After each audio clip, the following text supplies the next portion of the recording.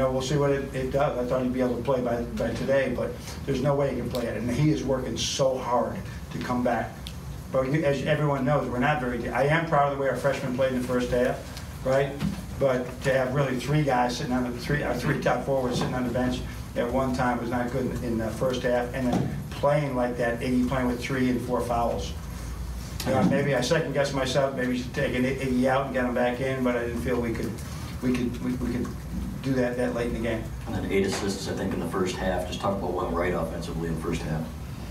I think it was about our defense. Our defense was better, so it gets us in the running game, gets us going up and down the court. But I can't tell you, the 8 block shots are like huge. When you get to the rim and you're open and you don't get the ball in, right? And we had some other ones they didn't block, but they affected shots. And that was a big difference in the game. You're right with Orion. After the first game, you said you saw some bad one-on-one habits. Did you see those come back in the second? For us? Yeah. Yeah, there were some things. With them, they're really good at switching now. They switched again. I thought we had a really good plan in the first half. In the second half, there's just, kids aren't just used to that, you know. And then we did get it the one time, and it was a walk. So I'll have to look at that one. But I mean, you can see it, but it's only for a second because they're gonna bring a guy in quickly. As soon as you make 2 or 3 passes, they're gonna replace that guy and get a guy with size back in there. And I did see us at least look at it, but there's some other times. I mean, Iggy took the ball right to the basket on Kithier, and we had him set up again, but we did something else. These are things we got to learn. It looked like Colin and John were calling for the ball a lot. Did you feel like you could have thrown it in more? Yeah, absolutely. We're just that, as I said, that is just not like this. You have a 6'8" guy with his hands up. There's help side all around. It is tougher than you think, than just throw it up. And so it's got to be quick, and you got to have guys who can pass. We got Isaiah Simpson can see that. Our other guys are still learning. Muhammad Ali Rahman had 25 assists in his freshman year, 135 in his senior year. It takes time to really appreciate the quickness you got to think when you see any mismatch. John, looks like. Sorry. Where are we at? Sorry, over here. Yes, sir. My fault. During that big run, there were a couple times where it looked like there was a little bit of a hesitation by Xavier that maybe you were going to call timeout and you didn't. Kind of what was the thinking there? One time it worked and then one time obviously. You think that was a play? To almost call a timeout? No, he and I will talk about that. I wanted to call timeout. We had one coming up. We had double timeouts, right? So he and I will talk about that. Two-parter about the bench production in the first half.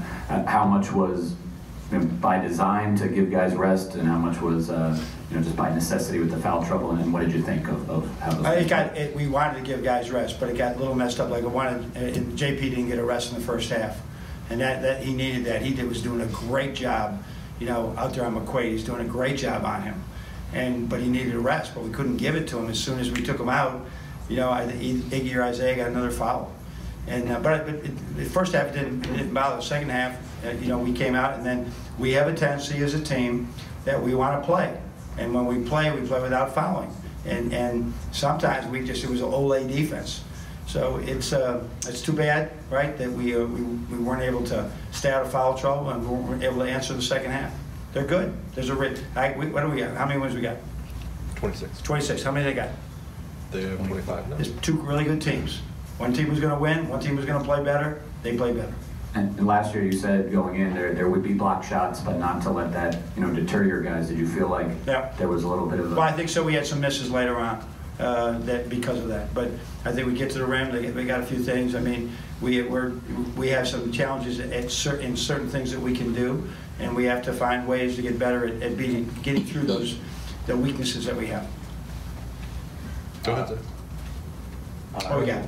All right, defensive rebounding, I think it was 16 to 11. What did you see that maybe was missing? You mean their offensive rebound? Yes. Yes.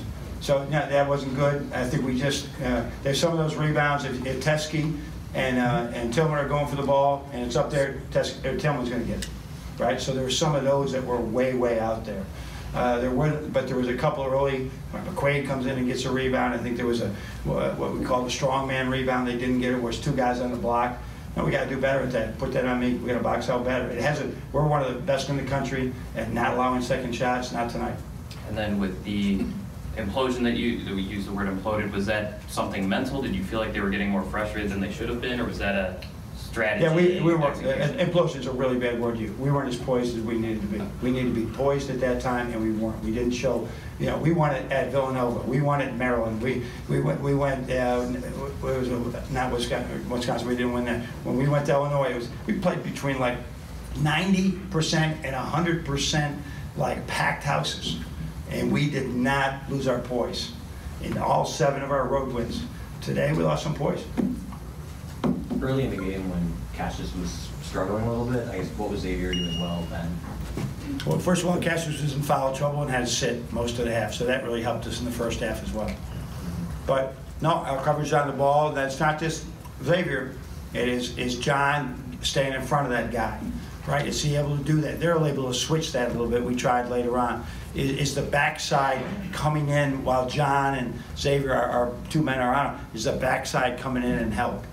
And we didn't do that in a few cases, particularly when our young guys were the backside help, they were nowhere to be found. And that's, you know why? Because they're young. And in terms of poise leading games, I guess, do you feel like this team is where it needs to be in terms of that, or how can it? We won 7 road games. We're pretty good at winning, right? We just lost to a really good team. It's not about us. We lost to a really good team. But this will make us better. Anything else? Go ahead, James. John, how can a game like this, I guess, help in the maturation process for some of the younger guys? Yeah, I mean, we returned everybody from this team. I mean, this is a young team. I'm glad we don't have, senior night like that with the 3. They got guys out there that are 5-year player and a 4-year player that they've been through a lot and they know how to win. They've been, 4 years and 5 years. That was like Duncan Robinson and Muhammad Ali out there. That's really helps you win. So I think as we go through this thing, we're going to be so much better next year because of all the lessons we learned in all these darn games. And then for Charles, could he have gone in an emergency situation? No, because of foul trouble, he probably would have been there. But and I'm all for it. He's going to tell us what his body feels. And he actually ran. He did some fast break drills yesterday. He made a beautiful 3 in traffic. He did everything, but he couldn't cut the way he wanted to cut. And we're not going to put him out there. He's going to be a liability defensively, offensively. But he's such a good defensive player. Like when they got some of those layups, Charles would have been standing in there. Not an excuse, right? They could have Ward in there, but they're a little deeper than we are at a couple of positions, and that's the way it goes. Just before we finish, our players are available outside our locker room. Go ahead, Chris. John, just kind of sum this all up. I mean, this is the first time this state has seen a game of this magnitude on one of the home courts. I guess, did it live up to what you expected in terms of? Yeah, it was great. It was both games really were like great atmospheres. If they listen to probably Tom and I and say, make this the last game of every year for years, we will be in this thing. Now we're always playing for the championship. You don't know. But I think it's a great concept for us to look at. This should be who won the Duke North Carolina game? North Carolina. Okay, so I mean that should be a backup. Isn't that a great thing for us to have, right? And I was just thinking about last year. I mean, they won the regular season last year too, right? We won the Big Ten championship. You guys should be writing about that stuff. I mean, in our own state, there's 14 teams in this league, and you got the 2 champions last year, and maybe we'll do it again. It's great. This is great time for big-time basketball in this state, and it's wonderful. And I know you appreciate that. I'm not going to say you don't appreciate that. But this is like a very unique situation. We're all in with 2 great programs, and let's just hope we can both keep it going for as long as we can, because it's great entertainment. It's great Saturday night basketball. So thank you, everybody. Great regular season. We'll see you at the Big Ten tournament.